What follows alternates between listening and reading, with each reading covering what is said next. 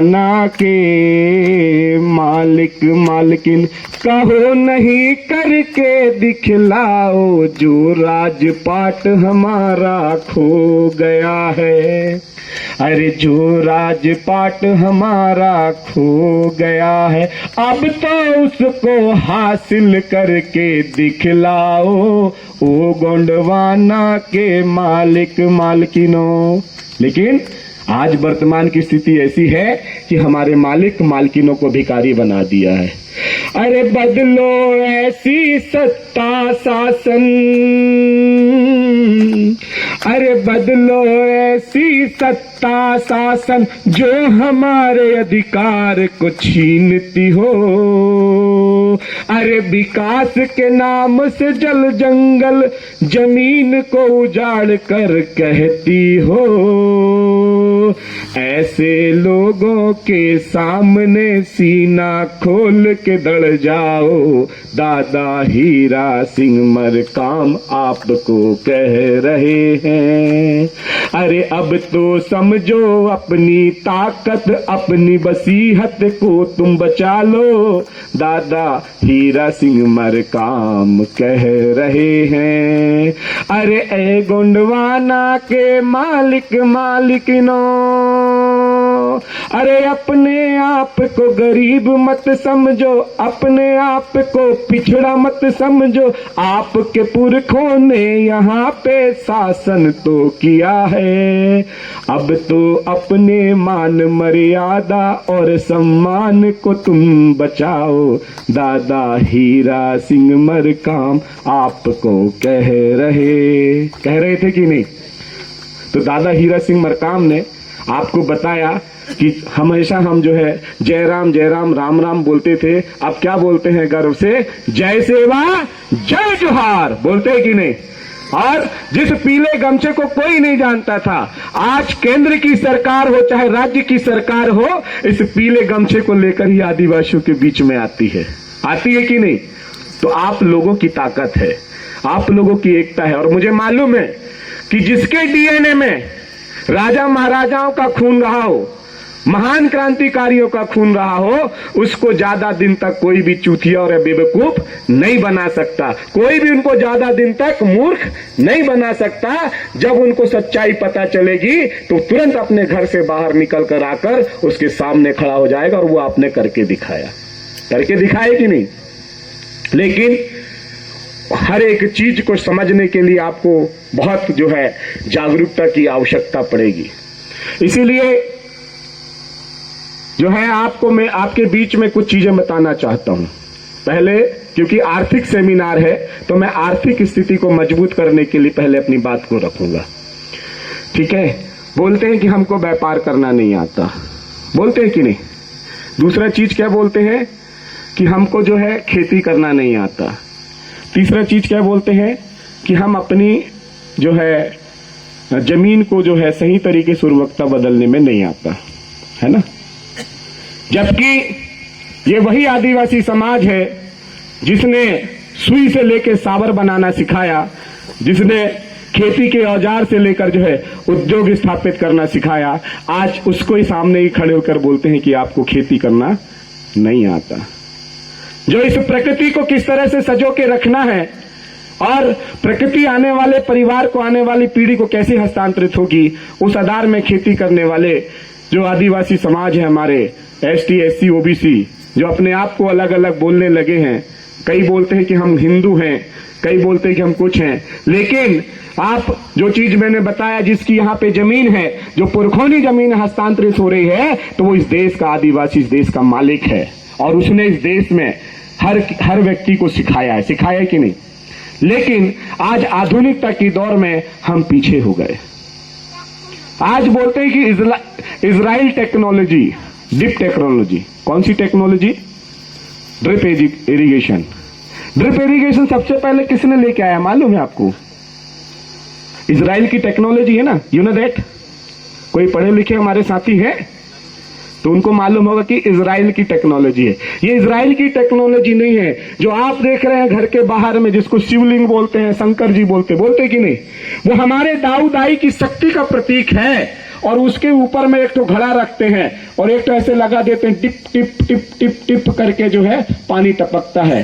तो वो जीव की उत्पत्ति का सिद्धांत है। इस प्रकृति में जो है आज जो भी चीज पैदा हो रही है तो वो उसको दिखाने के लिए, उसको सिखाने के लिए जो हमारे दाऊ दाई रूप में जो है दाई को नीचे और दाऊ को ऊपर रखकर जो है पानी टपकाया जाता है। आप खेती कर दो, जब तक आपकी फसल में पानी नहीं डालेंगे तो आपकी पैदावार नहीं होगी कि हो जाएगी। तो वो तो हमको कब से बता रहे हैं डिप टेक्नोलॉजी, बूंद प्रक्रिया, लेकिन हम देखने की दृष्टिकोण को बदल दिए। दूसरा चीज कि आधुनिकता में आकर हम जो है आज हमने बकरी पालन छोड़ दिया, मुर्गी पालन छोड़ दिया, गाय भैंस पालना छोड़ दिया। छोड़ा कि नहीं कि कौन चराने जाएगा? तो ये आधुनिकता के कारण हुआ ना। यदि आधुनिकता नहीं आता तो आज भी हमारे घर में हम निकलते हैं यहां से तो देखते हैं कि रास्ते रास्ते में गाय दिखती है कि नहीं। और जो सरकारें हैं, मैं सरकार को इसलिए बार बार बोलता हूं, जब कांग्रेस की सरकार थी तो यहां पे कौन सी योजना चलती थी? गाय गरुआ योजना चलती थी ना। कौन सी योजना? नरवा गरवा, कौन सी? हाँ, नरवा गरवा घुरवा बारी, है ना। तो नरवा गरवा घुरवा बारी की योजना चलती थी। बीजेपी सरकार आई, बंद कर दी, है ना। लेकिन उसी नरवा गरवा घुरवा बारी की योजना में जो है करोड़ों रुपए का क्या किया गया? आपके द्वारा दिया गया टैक्स के पैसे को क्या किया गया? चोरी किया गया, भ्रष्टाचार किया गया कि नहीं किया गया? लेकिन आज जो भारतीय जनता पार्टी सरकार है क्या बोलती? गाय हमारी माता है, बोलती कि नहीं? बहुत सारे जो बजरंग दल के लोग बोलते हैं कि गौ तस्कर कर रहे हैं, कहीं ये कर रहे हैं, तो उन गाय को क्या करते हैं? ले जाने वाले को क्या करते हैं? मारते हैं, कहीं कुछ करते हैं। तो आज वही गाय जो है रास्ते रास्ते में घूम रही, तो कहां है वो बजरंग दल के लोग और कहां है भारतीय जनता पार्टी के लोग जो गाय हमारी माता है बोलते और माता को तुम रोड में छोड़ देते हो? तो मैंने इसमें एक तो छोटा सा कुछ लिखा था। मेरी लिखने और पढ़ने की बहुत अच्छी और बुरी आदत है। तो मैंने लिखा था कि गाय है पुकारती, बेटा कहां हो लाल तुम मेरे। गाय है पुकारती, बेटा कहां हो लाल तुम मेरे। कहां हो विष्णुदेव और कहां है वो मोदी मेरे। कहां है विष्णुदेव साए और मोदी मेरे।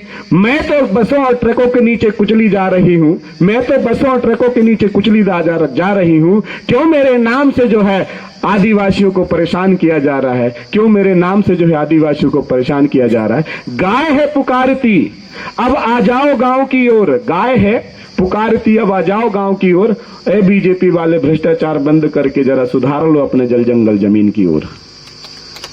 तो ऐसे जो तमाम जो चीजें हैं मैं लिखते रहता हूं। बहुत सारे कमेंट्स जो आते हैं, जैसे अभी विष्णुदेव साय जी ने अपने आप को बोला था कि मैं सनातनी हिंदू हूं। क्या हूं? सनातनी हिंदू है। आदिवासी सनातनी हिंदू हैं। हिंदू का मतलब होता है चोर। क्या होता है? जब मुगल बाहर से आए थे तो मुगलों ने सिंध के किनारे किनारे में जो जितने भी आर्य लोग थे जो चोरी करते थे तो उनको बोला था क्या? हिंदू। तो हिंदू का तात्पर्य होता है चोर। क्या होता है? चोर। ये मैं नहीं बोलता हूं, ये जो है मुगलों की किताबों में लिखा हुआ है कि सिंधु सिंधु सिंधु को बोलते बोलते उन्होंने हिंदू बोला। और हिंदू मतलब जो सिंधु के किनारे में रहते थे उनको हिंदू बोला। और हिंदू का मतलब होता है चोर। जो यहाँ के आदिवासी, जहाँ के जो अनार्य थे, आर्य और अनार्य की लड़ाई जो चलती थी, तो यहाँ के जो अनार्य थे, आदिवासी थे, तो उनके खेतों से चोरी करना, उनकी मवेशियों को चोरी करना, उनकी बहन बेटियों की चोरी करना, इसीलिए उनको क्या बोला था? चोर बोला था। और हमारे जो है लोकसभा सांसद जो पूर्व में मंत्री रहे रामविलास पासवान जी, उन्होंने सदन में बोला, भरी सदन में बोला, हिंदू शब्द ना तो रामायण में है, हिंदू शब्द ना तो महाभारत में है, हिंदू शब्द ना तो वेद में है, तो हिंदू कहां से आ गया? ये बीजेपी वाले जो है अपनी राजनीतिक सत्ता को स्थापित करने के लिए और ओबीसीओं को बहलाने के लिए और एससीओं को बहलाने के लिए जो है हिंदू हिंदू कर कर जो है सत्ता में हासिल हो गए, सत्ता में क्या हो गए? बस गए। लेकिन जो इस देश का मालिक था वो आज भी जो है के बहकावे में आकर फ्री का राशन और फ्री के भाषण में फंस गया। तो फ्री के राशन और फ्री के भाषण में बिल्कुल फंसने की जरूरत नहीं है। आज हमारे यादव जी जो बता रहे थे डिक्की के विषय में कि डिक्की ने एक संस्था बनाई है, जो डिक्की का हेड ऑफिस है वो भोपाल में है। क्यों साहब? डिक्की का हेड ऑफिस भोपाल में है ना। अभी हमारे वो भी बता रहे थे, हमारे तमाम जो साथी है वो बता रहे थे देखिए, आपने भारतीय संविधान को पढ़ा है कि नहीं पढ़ा है, ये मेरे पास में रखा है। इसको जानते हैं कोई? ये भारतीय संविधान है ना? और ये भारतीय संविधान बाहर से आए हुए लोगों के लिए है। किनके लिए है? भारत में जो बाहर से आए हैं उनके लिए भारतीय संविधान है। इसकी कहानी मालूम है कि नहीं? 5 मिनट में बताऊं मैं? सुनना चाहेंगे? तो जितने लोग सुनना चाहेंगे पहले अपने लिए ताली बताओ, तो मैं बता दूंगा 5 मिनट में। जब भारत देश आजाद हो रहा था, भारत देश जब आजाद हो रहा था 15 अगस्त 1947, तो 15 अगस्त 1947 के पहले जो है 16 और 18 अगस्त से जो है देश के राजधानी दिल्ली में जंतर मंतर में 565 रियासतों के राजाओं के साथ में बैठक हुई। कितने रियासतों के साथ में? 565 रियासतों के साथ में। और जब 565 रियासतों के साथ में जब बैठक हुई, तो उस बैठक के दौरान में 13 रियासत लेके जिन्ना बोला कि मुझे पाकिस्तान चाहिए। क्या चाहिए? पाकिस्तान चाहिए। आपको मालूम है इस बात को? और उन्हीं के बीच में 258 रियासत के गोंडवाना के राजा बैठे थे। उन्होंने बोला कि हमको गोंडवाना राष्ट्र चाहिए। क्या चाहिए? गोंडवाना राष्ट्र चाहिए। लेकिन वो कांग्रेसी जो सर A.O. ह्यूम की बनी पार्टी, जो कांग्रेस की पार्टी है, जिसके पीछे में आप लोग लंबे समय से दौड़ के जा रहे थे, हम सब लोग कांग्रेस को वोट दे रहे थे, लेकिन A.O. ह्यूम ये अंग्रेज था जो ब्रिटिश के आदेश पे काम करता था। जो कांग्रेस पार्टी बनी है ये ब्रिटिश के द्वारा बनाई गई है और ये कभी भी यहाँ के मालिक के विषय में नहीं सोचेगी। ठीक है? तो उन्होंने जो है गोंडवाना राष्ट्र देने से मना कर दिया। यदि गोंडवाना राष्ट्र दे देंगे तो भारत का जो निर्माण होना है तो उसके पास बचेगा क्या? तो फिर इसके लिए जो सर ह्यूम थे, ह्यूम की पार्टी जो कांग्रेस पार्टी थी, उसके गांधी जी, नेहरू जी और फिर सरदार वल्लभ भाई पटेल, ऐसे तमाम जो बड़े बड़े लीडर थे, उन्होंने जो है गोंडवाना राष्ट्र के लिए मना किया। लेकिन जो अंतिम गवर्नर था माउंट बेटन, तो माउंट बेटन ने बोला कि मैं भी रिफ्यूजी, तुम भी रिफ्यूजी। मतलब वो जानते थे कि यहाँ पे जितने भी जो आर्य हैं वो क्या है? रिफ्यूजी हैं, बाहर से आए हुए हैं। नेहरू की पुस्तक में भी लिखा है कि ईरान से होते हुए भारत में, बैगर घाट, बोलन घाट से होते हुए कहाँ आए हैं? भारत में आए हैं। तो ये अंग्रेज भी जानते थे। तो अंग्रेजों ने बोला कि हम भी रिफ्यूजी, तुम भी रिफ्यूजी। ठीक है? तो यहाँ पे आप 10 साल के लिए जब तक इनको जो है, तो क्या कह के उन्होंने गोंडवाना राष्ट्र नहीं दिया था। उन्होंने ये बोला था, गांधी जी ने, नेहरू जी ने, कि सर अभी ये जो है अंग्रेजी भाषा को नहीं जानते हैं, जो अंग्रेजी शासन का रीति रिवाज है उसको नहीं जानते हैं, इसीलिए अभी जो है ये, यदि इनको हम गोंडवाना राष्ट्र दे देंगे तो ये अच्छे से डेवलप नहीं कर पाएंगे, उसको अच्छे से नहीं चला पाएंगे। इसीलिए इनको जो है सीखने के लिए 10 साल का आरक्षण मिलना चाहिए। कितने साल का?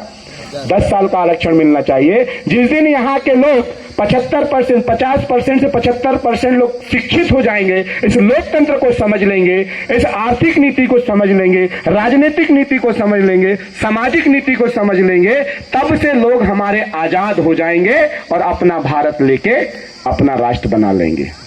लेकिन आज तक हमको जो है 10वीं पास नहीं होने दिया। हमारे लोगों में इतनी भूखमरी गरीबी है कि हम लोग जो है आज तक 50% लोग शिक्षित नहीं हुए। ठीक है? फिर हमको 10 साल का आरक्षण दिया, लेकिन हमारे एक राजा थे प्रवीण चंद्र भंजदेव जी।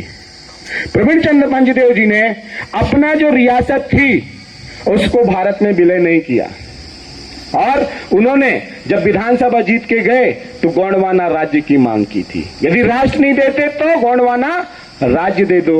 लेकिन यहीं के जो मिनिस्टर थे उन्होंने जो है प्रवीण चंद्र भंजदेव की गोली मरवाकर जो है हत्या कर दी।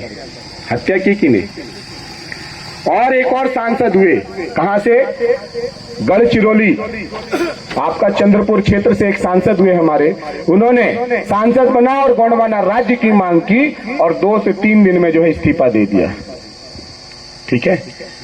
तो जो हम कांग्रेसों को चुन रहे हैं या भारतीय जनता पार्टी के जो भी विधायक सांसदों को चुन रहे हैं, तो इसको आपको समझना होगा कि जो नस्ल हमारी नहीं है वो फसल भी हमारी नहीं है। जो नस्ल हमारी है उसकी फसल भी हमारी है। तो अपने खेत खलियान को, अपनी नस्ल को, अपनी फसल को बचाने के लिए आपको जागरूक होना पड़ेगा। और जागरूक होने के साथ साथ में जो है आप सबको जो है चिंतन और मंथन करने की आवश्यकता है। तो साथियों, तीसरा चीज, पहला बता दिया मैंने पुरखोनी व्यवस्था, अब आधुनिकता की बात करता हूं। ठीक है, पुरखोनी व्यवस्था में समझे कि नहीं आप लोग? नहीं समझे कि आप लोग गरीब नहीं हो। ठीक है, क्योंकि आपके पास में जो जमीन है उस जमीन के माध्यम से आप अपने हर एक सपनों को पूरा कर सकते हो। और आपके पास में जो इंडस्ट्री है वो दुनिया की कोई भी इंडस्ट्री में नहीं है। आपकी खेती को इंडस्ट्री समझते हो कि नहीं, पहले ही बताओ।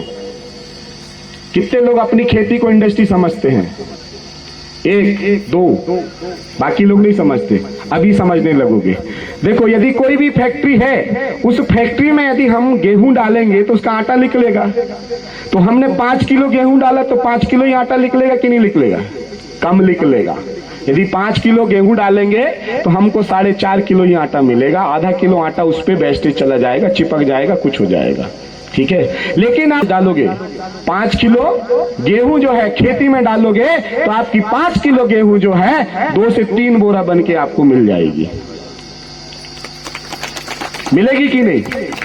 तो आप अपनी खेती में क्या डाल रहे हो भाई? आपकी इंडस्ट्री खुली इंडस्ट्री है और दूसरों की इंडस्ट्री क्या है? पैक इंडस्ट्री है। यदि उसने आटा चक्की, आटा बनाने के लिए इंडस्ट्री डाली है तो उसको गेहूं की आवश्यकता पड़ेगी। किसी ने जो है टमाटो सॉस बनाने की इंडस्ट्री डाली है तो उसको टमाटर की जरूरत पड़ेगी। किसी ने जो है चावल राइस मिल बनाया है तो उसको चावल की जरूरत पड़ेगी, धान की जरूरत पड़ेगी, तब जाके उसकी इंडस्ट्री चलेगी। लेकिन हमारी इंडस्ट्री ऐसी है, आप जो भी चीज उससे डालोगे आपको दुगना करके आपको दे देगी। तो ऐसी इंडस्ट्री के लिए दुनिया तरसती है जो इंडस्ट्री आपके पास में है। और इसी पहचान को खत्म करने के लिए जो लगातार आज विकास की योजनाएं बन रही हैं, बन रही कि नहीं? तो विकास की योजना में बाद में जाऊंगा, पहले इंडस्ट्री को समझा देता हूं। अभी जैसे मधुमक्खी की बात चल रही थी, तो मधुमक्खी को जो है आपने जंगल में देखा होगा, हमारे आदिवासी लोग जंगल में जाते, तोड़ के लेके जाते हैं और उसका रस पीते हैं।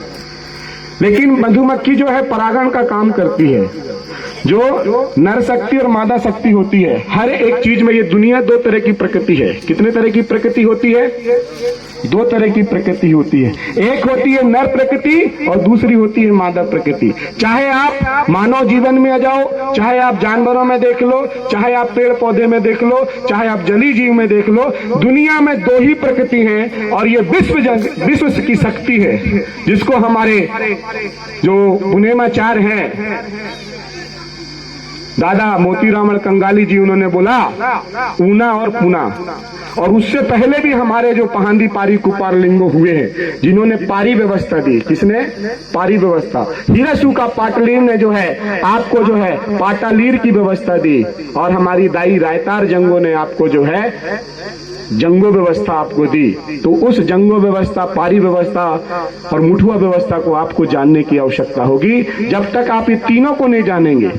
अच्छा, एक चीज और बताता हूं, पुनेम का मतलब क्या होता है जानते हैं आप? कितने लोग जानते हैं पुनेम का मतलब? नहीं जानते? पुनेम का मतलब होता है सत्य का मार्ग। काय का मार्ग?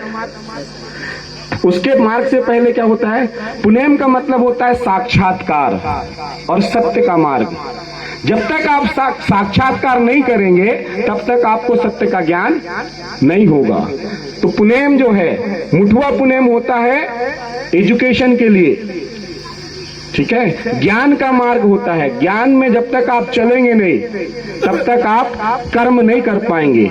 और कोया पुनेम होता है कर्मवाद का मार्ग। जब तक आप कर्म में चलेंगे नहीं तो आप सफल होंगे नहीं। यदि गोंडवाना बनाना है तो गोंडवाना में 750 को आपको समझना पड़ेगा। जो 300 है वो किसका है? रायतार जंगों का। 400 जो है पहांदी पारी कुपाल लिंगों का। और जो 50 है वो हीरासू का पाटलीर का है। जब तक आप तीनों को सही समझेंगे नहीं तो 750 50 आपका आएगा नहीं। और यदि गोंडवाना चाहिए तो गोंडवाना को समझने के लिए 3 चीजों को समझना होगा। सबसे पहले कि हम गोंड हैं। क्या है? गोंड है। कोई प्रधान नहीं है, कोई बैगा नहीं है, कोई भील नहीं है, कोई भिलाला नहीं है, कुछ नहीं है। हम सबसे पहले क्या है? गोंड है। और 12 गोंड ग्वारी होते हैं और उन्हीं 12 गोंड ग्वारी के द्वारा जो है गांव की व्यवस्थाएं चलती है। कहाँ की व्यवस्था चलती है? गांव की व्यवस्था। लेकिन हम लोग भटक गए। हम बोलते कि नहीं, हम गोंड है तो गोंड से शादी करेंगे, प्रधान से नहीं करेंगे। बैगा है तो बैगा से शादी करेंगे, प्रधान से नहीं करेंगे, गोंड से नहीं करेंगे। जबकि ऐसा नहीं है, सब गोंड है और ये उनके कार्य करने की शैली है। जैसे आज आर्थिक मंच लगा है ना, तो इस पे हमारे पुरखे देखो पहले से कितने उद्योगपति थे। मटका समझते हो? कुम्हार का क्या काम था? मटका बनाने का। ठीक है, उसकी जाति नहीं है, वो क्या है? काम है। तेली का क्या काम था? तेल निकालना। उसकी जाति नहीं है, वो उसका क्या है? काम है। ठीक है, ग्वारी का क्या काम था? गाय की व्यवस्था को देखना। उसकी जाति नहीं है, उसका वो काम है। आज उसी को यादव बोल दिया। हमारे बीच में यादव जी हैं, जबकि हैं हमारे गोंडियन समुदाय के। लेकिन धीरे धीरे करके कैसे बदले वो बड़ा इतिहास है, मैं बाद में बताऊंगा। ठीक है, इसी तरह से जो लोहार है ना, उसको विश्वकर्मा बोल दिए, जबकि वो गोंडी लोहार था। तो ये जो कार्य है, कार्यों के आधार पे जो बांटा है वो जाति में बांटा है। और हमारी जो है जाति नहीं होती, हम लोग गोंदोला व्यवस्था में रहने वाले हैं। किस व्यवस्था में रहने वाले हैं? गोंदोला व्यवस्था में है। तो जब हम गोंदोला व्यवस्था में हैं तो गोंदोला व्यवस्था की जो है आर्थिक नीति हमारे पास में पहले से थी। आज उस आर्थिक नीति से हम लोग धीरे धीरे दूर हो गए। इसीलिए हम क्या हो गए? राजा से रंक हो गए। हमने इतना दे दिया, इतना दे दिया। आज भी जैसे धान होती ना, तो सुबह सुबह आता है ना, 4 बजे भोर में उठ के आते हैं। जिसको क्या बोलते हैं? कुछ बजाता है, उसको बसदेवा बोलते ना। और जैसे हमारी फसल आती है तो देखे ना, झोला लेके जो बहुत सारे लोग भीख मांगने आ जाएंगे। और हमारे लोग बिल्कुल भी नहीं सोचते हैं कि उनको पता है कि हमारी जो इंडस्ट्री में जो है, हमने 1 दाना डाला था तो 100 दाना निकला है, तो 100 दाना में 10 दाना देने में क्या जा रहा है, तो उठा के लेके दे देते हैं, है ना। लेकिन अब आप लोग संकल्प हुई, क्रिया खाइए, कसम खाइए इस फड़ा पेन प्रकृति की कि आप देंगे तो समाज के लिए देंगे। किसके लिए देंगे? देंगे तो समाज के लिए देंगे। और करेंगे तो समाज के लिए करेंगे, और जिएंगे तो समाज के लिए जिएंगे। दादा हीरा सिंह मरकाम ने बोला था, जिस समाज का खून मेरे रग में है, जिस समाज की रोटी और बेटी मैंने लिया है, उस समाज के प्रति मेरा कुछ कर्ज है। तो वो कर्ज सबके ऊपर में है, दादा मरकाम के अकेले ऊपर में नहीं था। वो कर्ज राधे श्याम ककोड़िया के ऊपर अकेला नहीं है, वो कर्ज आप सबके ऊपर में है। क्योंकि आपने उस समाज की बेटी और रोटी दोनों खाए हो, बेटी भी लिए हो और रोटी भी खाए हो, तो उसका कर्ज कौन पटाएगा, कौन अदा करेगा? जिस समाज का आपने खेती और बाड़ी लिए हो, उस समाज का कौन आपको कर्ज पटाएगा? तो आपको वो कर्ज पटाने के लिए आपको इस समाज की सेवा करना होगा। तो समाज की सेवा कैसे करोगे? मातृ शक्तियों से मेरा निवेदन है, आज से ही चालू कर दीजिए। दादा हीरा सिंह मरकाम ने 1 मुट्ठी चावल का अभियान दिया था, आप लोगों ने किए क्या? फिर बंद क्यों कर दिए? क्या नुकसान था उस पे? समाज इधर उधर नहीं होता, व्यक्ति इधर उधर होता है। बंद कर दें, कहा ना वो तो वही है, बोल रहे हैं। स्टार्ट कर दिए थे तो कौन, किसको चलाना था? वो आपको ही चलाना था ना। तो इसीलिए तो मैंने बोला ना, व्यक्ति इधर उधर जाता है और हम किसको बोलते हैं? पूरे समाज को बोलते हैं, है ना। 3-3, 4-4 किलो चावल मैं बता रहा हूं, अभी बहुत सारे ऐसे एग्जाम्पल हैं। धमदागढ़ में 12 करोड़ रुपए इकट्ठा हुआ है। कितना करोड़? अभी बढ़ गया ना, 32 करोड़ हो गया ना। 32 करोड़ रुपए इकट्ठा हुआ है। हमारे मध्य प्रदेश में मड़ई क्षेत्र में जो है अभी 1 करोड़ के आसपास वो पैसा जा रहा है, 1 मुट्ठी अनाज के दम पर, है ना। तो ये आपको सीखने के लिए है, हमारे लिए नहीं है। जो सामाजिक कार्य कर रहे हैं उनके लिए नहीं है, ये गांव के लिए है। कि आप समाज को कुछ देना सीखें। एक मुट्ठी चावल आप सोचेंगे कि यार मैं तो सप्ताह में निकाल दूंगी इतने मुट्ठी, कोई सोचे मैं महीने में निकाल दूंगी, नहीं, वो महीने में देने के लिए नहीं था, वो एक मुट्ठी चावल डेली रखने के लिए था कि एक मुट्ठी चावल से गोंडवाना का महाकल्याण हो जाएगा।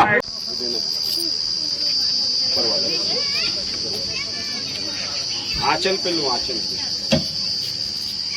और सब इकट्ठा करो, यही नहीं लोग बोलेंगे।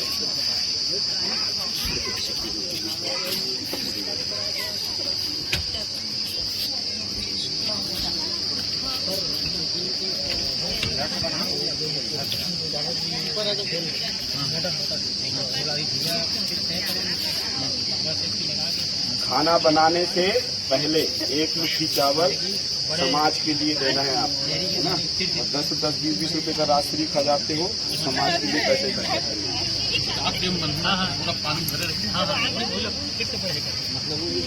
बनी तो अपना हाइट पे रही।